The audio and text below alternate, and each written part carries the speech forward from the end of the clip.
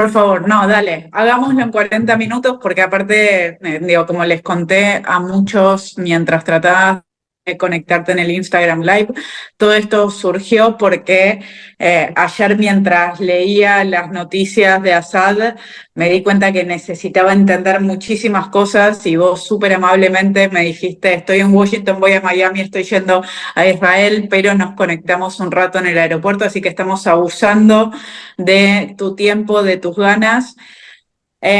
Y bueno, la primera pregunta es muy general y muy obvia y necesaria, pero ¿qué está pasando? ¿Qué significa, en principio, haber llegado a esto, ¿no? Que lo hayan podido sacar del poder y quiénes quedan ahora y por qué esto podría llegar a ser bueno para los judíos y para los que defendemos a Israel. Ok, mira, entonces, si te parece bien, explicamos un segundito antes el quilombo de ese país.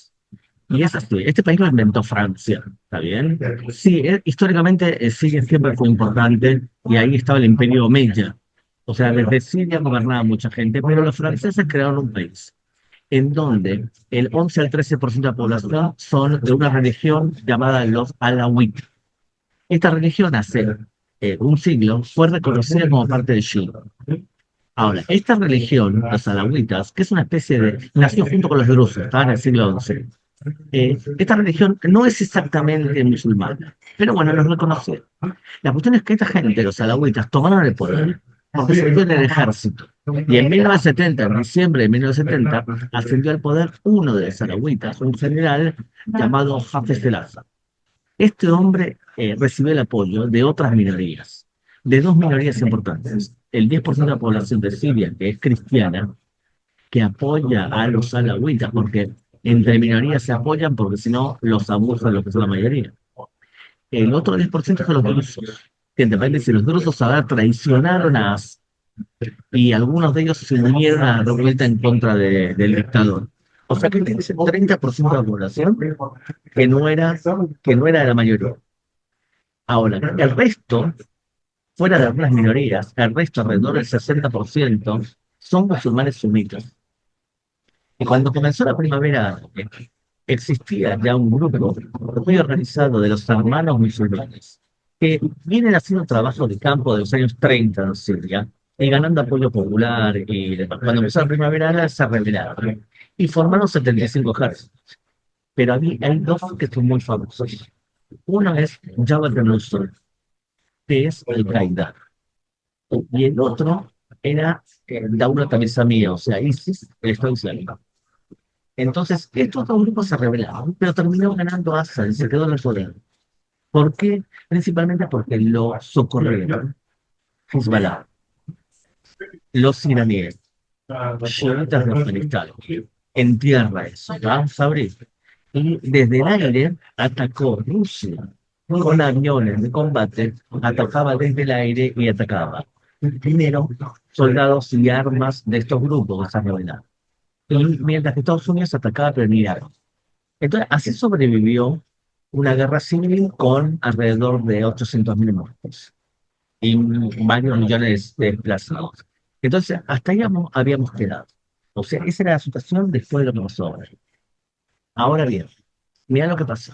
El hombre sobrevivió momentáneamente, pero en el camino pasó algo terrible para él. Y es que el eje chiita se debilitó, porque Israel atacó a Hezbollah, Israel atacó medianamente a Irán, y entonces, y Rusia está metida en la guerra con Ucrania. Debido a eso, los opositores a Assad olían la sangre, olían la sangre, y fue por eso que se rebelaron. Lo que es sorprendente es que en 11 días hayan logrado voltear a Assad. Eso es sorprendente. Entonces, si te parece bien, a ver, esta parte está claro, todo perfecto. Sí, estoy muteada para que se escuche mejor como todos, pero sí, me queda clarísimo lo que venís contando de la situación previa, cómo la sorpresa es lo que se desarrolló en esta última semana, en estos últimos 10 días. Eh, y, y mi primera pregunta ahí es, ¿qué significa esto para Irán? ¿No? Porque Digo, tenía un lugar que le servía mucho, que utilizaba permanentemente, que sus proxies se movían con facilidad. ¿Esto golpea directamente a Irán? ¿Cómo es eso? Golpea totalmente, porque es el patio trasero y era la posibilidad de mandarle armas. Vos imaginate esto el mapa. Irán le manda armas por tierras. Algunas armas tienen que mandar por tierra a través de Irak, que está en manos de los sultas, pasa por Siria y le llega a Hezbollah. Lo mismo con gasolina, con petróleo. Eh, Irán le daba gasolina a Siria. Siria, la empresa nacional de electricidad, utilizaba la gasolina para crear electricidad, para producir electricidad, pero el dinero, en vez de dárselo a Irán, se lo daba a Hezbollah en efecto. Entonces ahí tenés, le cortás el paso y además le cortás el eje, su bastión principal. Porque sí, Hezbollah era un país dentro del Líbano, pero Siria era un país entero. Ahora, si me permitís, mirá, vamos a describir quiénes son los personajes importantes. Así es. Resulta que en el año 2006 muere un personaje problemático llamado Abu Musa al-Zarqawi. Este hombre, por lo visto, era responsable parcial del atentado de Atocha, porque tenía un grupo llamado Ansar al-Islam, un grupo que era más fuerte que Al-Qaeda en Jordania y en Irak, y más radical que Al-Qaeda. Esta gente, este hombre, Abu Musa al-Zarqawi, tenía varios janefín, varios alumnos. Uno de ellos se llama Abu Muhammad al-Juliani. Este hombre, que era parte de Al-Qaeda y les juraron fidelidad a Al-Qaeda, era no solamente a Musa al-Zarqawi, porque a él lo mataron en el 2006, sino que él le rindió fidelidad a dos personas. Una, Ayman al-Zawahiri, que era el líder de Al-Qaeda, y otro más, que era Abu Bakr al-Baghdadi, o sea, el líder de ISIS. Entonces, en principio había una discusión interna dentro de Al-Qaeda porque aquí, ¿qué somos? Bueno, al-Baghdadi creó ISIS, se separó de Al-Qaeda, pero al-Giuliani se quedó dentro de Al-Qaeda. Entonces eran competencia. Uno se llamaba Jabhat al-Nusra, yo sé que ahora dejar puteando todo por los nombres que estoy diciendo, pero uno se llamaba Jabhat al-Nusra, que era Al-Qaeda en Siria, y otro era ISIS. ISIS dirigido por Abu Bakr al-Baghdadi. Este personaje, Abu Muhammad al-Giuliani, que estoy diciendo ahora, nació en Idlib, una ciudad recontra super radical. Y durante años se dedicó a pregonar el Islam más radical y a llamar a la destrucción total de Israel, más aún. ¿Sabes lo que significa al-Giuliani? Es el nombre de él, el Nisma, el apodo que tiene él. Al-Giuliani es los que vienen del Golán, porque su familia se escapó del Golán en la guerra del 67, o sea que tiene a Israel también entre ojos. Pero ahora quiere mostrarse como un tipo moderno, porque entiende que si vuelven a hacer las barbaridades que hizo ISIS, entonces todo el mundo me va a dar por sospecha. Entonces ha hecho varias entrevistas a medios documentales en donde se muestra súper progreso. Viste, se viste con más trajecito y entrevistó a una mujer, que de verdad la mujer le puso túnica, le puso el hijab, pero él intenta aparentar que es moderado. O sea que ese es probablemente el más notorio de los que tomaron el poder. Ojo, hay otros que también tomaron el poder. Por ejemplo, frente a la frontera con Israel, hay Espera, gente que toma poder. antes de seguir, porque en serio esto para los que no estamos metidos en el día a día y en la historia de los diferentes países que rodean a Israel, es un montón de información que estamos absorbiendo en este momento. Y una de las cosas que yo me pregunto es, este tipo que vos decís viene construyéndose como un moderado. Eh, Esto es una estrategia, esto es algo que entendemos que tiene que seguir. Digo, a mí no me importa tanto si es una estrategia o no, siempre y cuando una vez que asuman el poder lo siga haciendo, lo siga manteniendo y se aleje del terrorismo y de las versiones más radicalizadas. La pregunta es si es una estrategia para alcanzar el poder o si es algo que él puede llegar a entender que sigue sirviendo hoy en día en este contexto post 7 de octubre para que se mantenga en el poder y crear una Siria diferente. Yo no le creo nada. ¿Está bien? Yo creo que lo está haciendo parecido a lo que hicieron los afganos cuando volvieron al poder hace poco, que es mostrarse moderados. Y él lo que quiere es supuestamente hacer una alianza con otros grupos que también tomaron el poder en otros lugares. Por ejemplo, milicias kurdas, por ejemplo, milicias no radicales islámicas, que tomaron varios sectores de Siria. Supuestamente uno podría decir, bueno, que hagan un gobierno de unidad nacional con todos los que se oponían a Assad y que hagan un gobierno un poco más estable. Y yo creo que este tipo se los va a comer a todos. Tengo el temor que él va a tomar una postura moderada para ganarse cierto aprecio de los suyos mismos, pero creo que, primero, que el radicalismo islámico siempre ha hecho un trabajo de campo más efectivo que el resto, y que la democracia odia la democracia como parte de la cultura occidental. Entonces, yo no le creo y creo que es bueno mirarlo con sospecha. No O significa sea, lo que tendríamos ahora en todo caso es una ventana de oportunidad, un tiempo en el que seguramente tenga que jugar, le convenga jugar a algo más moderado, a algo que no vaya, ok, lo que tenemos que tener, digo, que no es poco, ¿no? Tener una ventana de oportunidad con estos vecinos. sí, totalmente, totalmente. A ver, fíjate lo que está haciendo Israel ahora. Que vos me preguntás al principio, es bueno para Israel o malo para Israel. Lo que está haciendo Israel ahora es, primero, cruzó la frontera del Golán para que no entre nadie a Cunetra, que es la ciudad que está enfrente del Golán. ¿Está bien? Y además acaba de tomar el Jarmón, que es la montaña más alta del Golán, pero del lado sirio, para que no se ubique nadie ahí y nos pueda disparar misiles. Y además está destruyendo bases militares con armas. Porque lo que tiene miedo Israel es que las armas químicas y los misiles de largo alcance que tenían Assad caigan en manos de estos tipos. Entonces, en las próximas horas lo que estás viendo vos es que Israel proactivamente intenta neutralizar y que cuando tomen el poder no tengan las armas que tenía Assad. Es por eso que estamos viendo ahora una actitud preventiva de Israel, ubicándose en lugares que son territorios conquistados ahora por la fuerza por Israel para alejar el peligro. Clarísimo, clarísimo. Y a ver, lo que en este momento estamos haciendo es intentando debilitar todo lo posible en los diferentes frentes a Hezbollah. No, Claro, lo que está pasando, Sabri, es que Israel está aprovechando porque decidió estratégicamente que el principal enemigo era el eje chiita. Y el eje chiita era, debilitaste a Hezbollah. Ahora estás persiguiendo a Hezbollah porque están huyendo de Siria. Y después estás persiguiendo a Irán y probablemente ataques a Irán cuando asuma Trump. O sea que el eje chiita, después de esta ronda, después del 7 de octubre, se ha debilitado tanto que puede ser que vuelva a su tamaño natural del 15% del Islam. Lo que está viendo ahora es estratégicamente para Israel una buena noticia. Lo que pasa es que puede ser que esta buena noticia tenga un montón de efectos negativos en el futuro cercano y te voy a decir dos.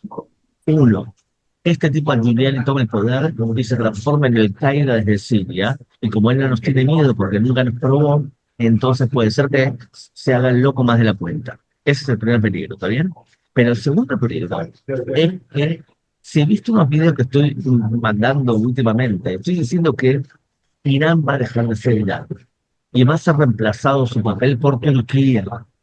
Turquía es un gran titiritero detrás de lo que está pasando en el norte de Siria y probablemente haya participado en todo esto y creo yo que se está expandiendo peligrosamente para concretar la ideología de Erdogan, que es el neo-otomanismo. Ellos quieren volver a ser los líderes del mundo musulmán.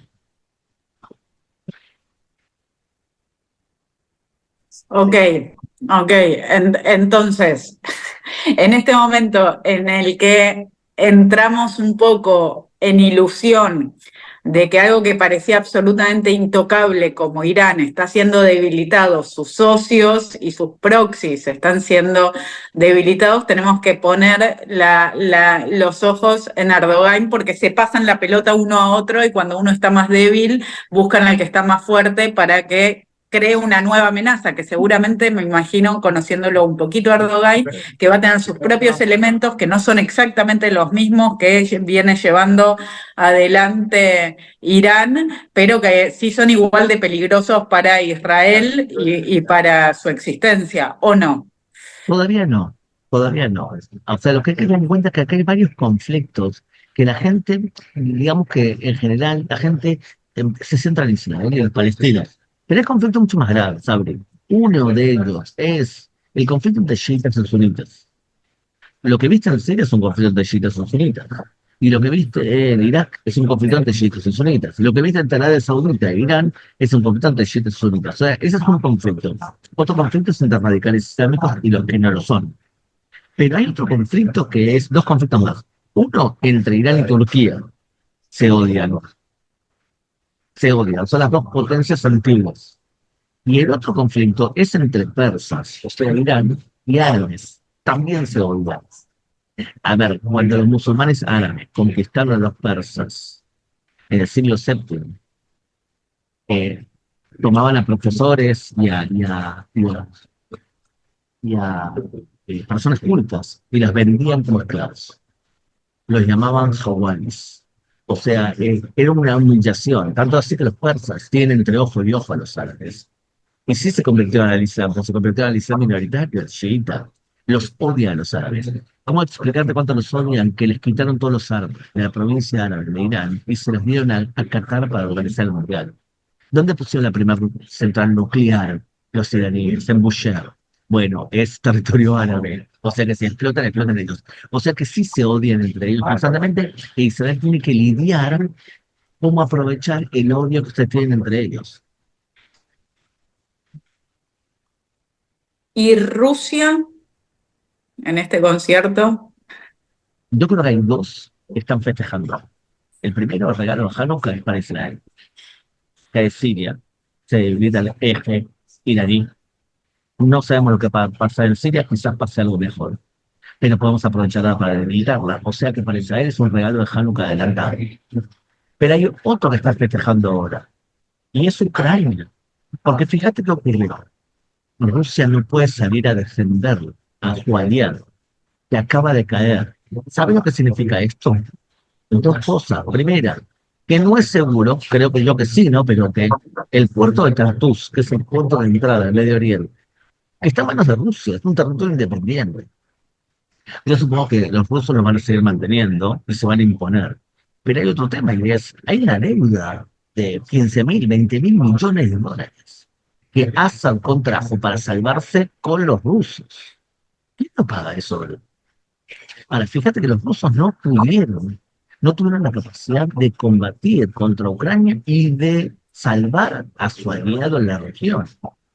Entonces la pregunta es, ¿los rusos van a salvar a Irán si Israel ataca? Te das cuenta que estamos viendo una Rusia más débil de lo que les gustaría creer a muchos o a Putin. Entonces, también es una buena noticia. La verdad es que para nosotros, judíos israelíes, todo lo que está pasando ahora es buena noticia. Es Y verdad, con puede un ser que dentro. tic-tac de algo que se aproxima que tiene que ver con la asunción de Trump. Y eso para nosotros es bueno o malo. Yo creo que es bueno, ¿vos qué crees? Yo creo que es buenísimo. Es buenísimo. Porque el hombre, por más que sea medio inestable emocionalmente, por lo menos en la cadencia, ha demostrado una fidelidad a sus aliados.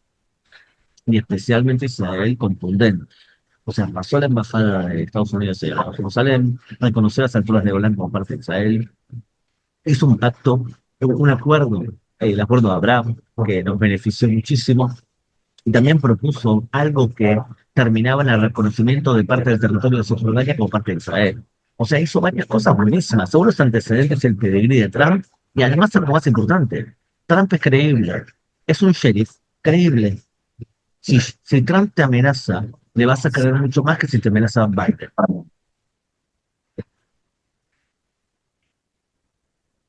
Les pido a todos que apaguen los micrófonos. Sí, yo lo veo igual. Aprovecho para decir algo que sucedió ayer y que varios me preguntaron y que yo me comuniqué con quienes tomaron la decisión, que tuvo que ver con una votación en la ONU sobre el Golán, justamente de que por qué la Argentina se abstuvo, mientras que Estados Unidos votó en contra, obviamente Israel votó en contra, y lo que me comunicaron es que la Argentina justamente se abstuvo por el tema Malvinas, pero que esto estaba arreglado con Israel y esto de ninguna forma cambia la posición de la Argentina.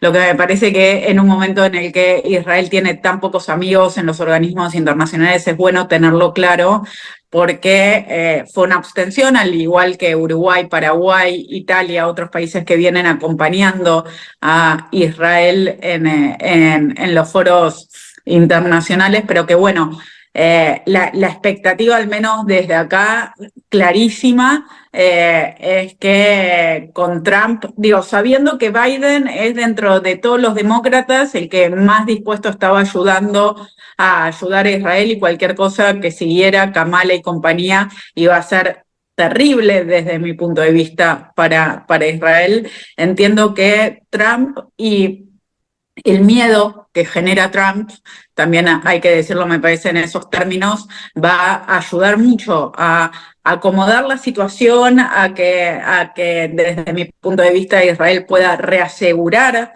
su existencia, y esperemos que se calme un poco este conflicto que está muy caliente. Y digo, es un escenario que no tiene absolutamente nada que ver, pero que en muchísimas cosas a mí me recuerda a los inicios de la Primera Guerra Mundial, en donde diferentes partes del mundo se iban calentando en conflictos propios, algunos de guerra civil interna, otros con vecinos, pero que se iba calentando el mundo y que todo iba subiendo, y que de repente un hecho que no fue que no explican por su gravedad el estallido de una Primera Guerra Mundial, como fue el asesinato del archiduque, generó el estallido de una Primera Guerra Mundial. Y yo creo que estamos en un momento con todos los actores alineados, y esto me gustaría tu mirada, porque yo lo que veo es que eh, con todos los conflictos internos que vos acabás de marcar que tiene cada uno de estos países, con todas las divisiones internas,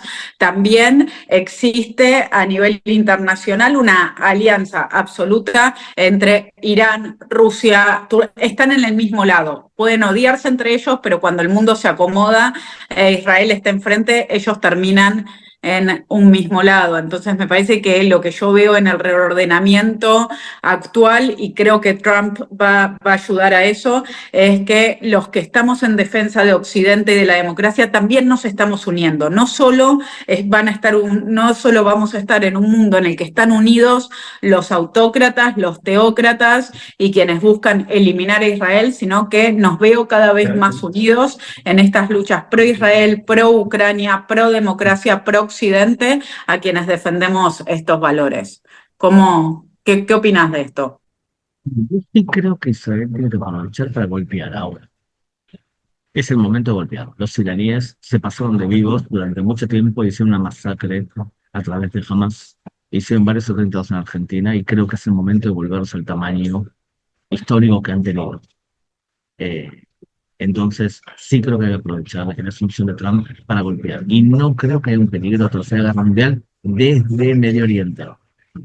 No creo que Rusia salga a defender a Irán a tal punto de provocar una escalada, como estamos diciendo. Y sí creo que puede haber una escalada así como estás describiendo, pero en Europa, no en el... Entonces sí lo veo de ese lado. A ver, el dilema creo para nosotros es el siguiente. Israel puede firmar la paz con el principal líder sunita, con la de Saúl. Creo que lo va a hacer. Y lo va a hacer por dos razones. Uno, porque les tienen miedo, terror a Irán, a los sunitas.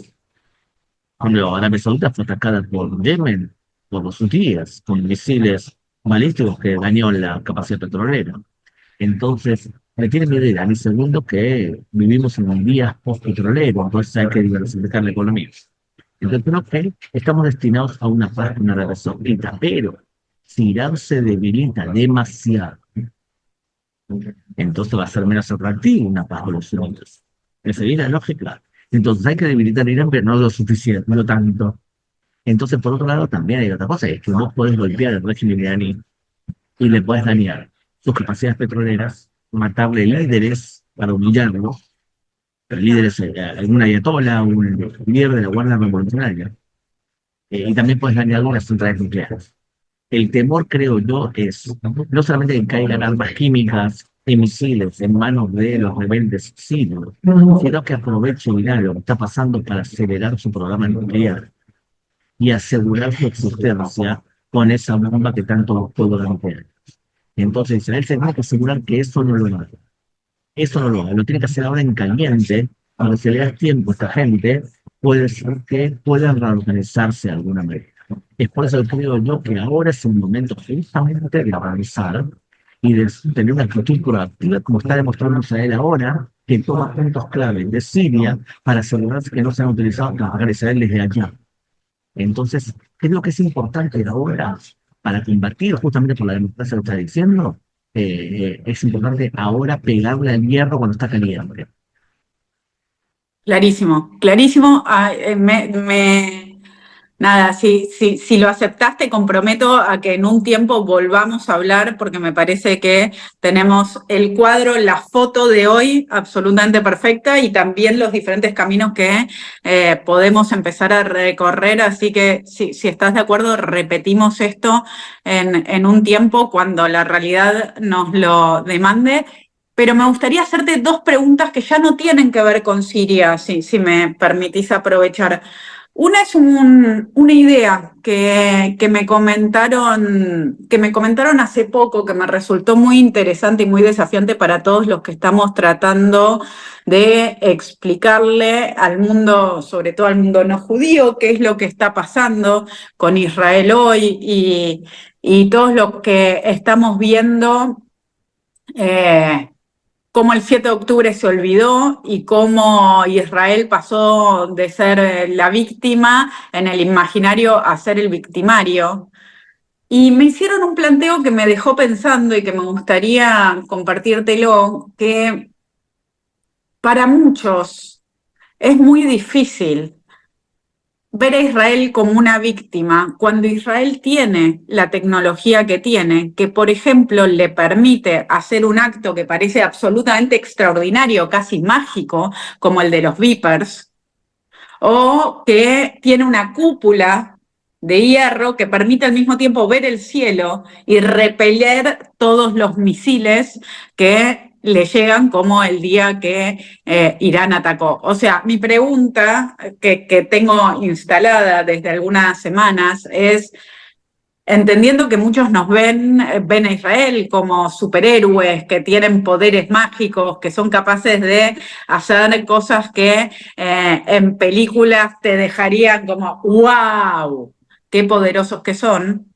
¿Cómo hacemos al mismo tiempo para mostrar que sí, es cierto, tenemos ese poder militar, tenemos esa creatividad que nos permite defendernos, pero eso no hace que no seamos las víctimas?